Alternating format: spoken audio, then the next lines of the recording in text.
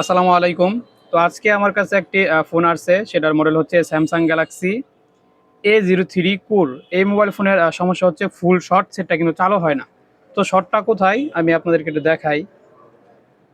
লক্ষ্য করে দেখেন, এখানে কিন্তু এই ক্যাপাসিটারটা গরম হইতেছে, এই যে এই ক্যাপাসিটারটা।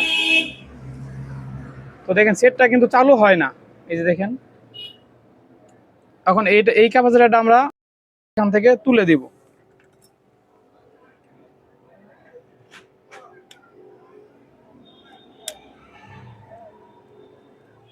দেখেন এখান থেকে কিন্তু তুলে দিলাম, তুলে দেওয়ার পর এখন একটু দেখেন, এখানে লাগালাম।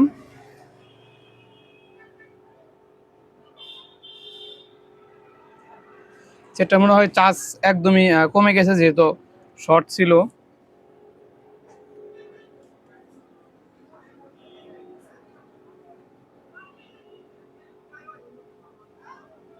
এই যে দেখেন, এখানে কিন্তু লোগো চলে আসছে। আমরা দেখি সেটা চার্জ আছে কিনা, কত পার্সেন্ট চার্জ আছে।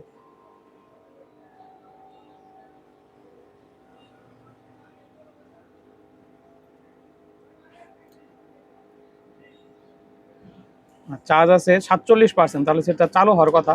আচ্ছা, এখানে ভালোভাবে বসে নাই, যার কারণে কিন্তু চালু হয় নাই।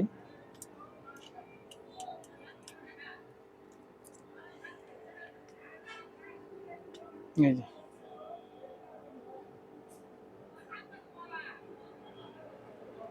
দেখছেন, সেটা কিন্তু চালু হয়ে গেছে।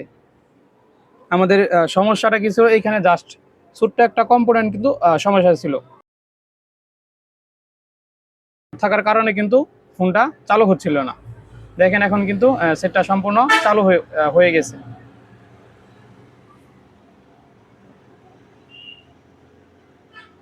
একটু হোম স্ক্রিন আসুক, হোম স্ক্রিন আসা পর্যন্ত আমরা একটু অপেক্ষা করি।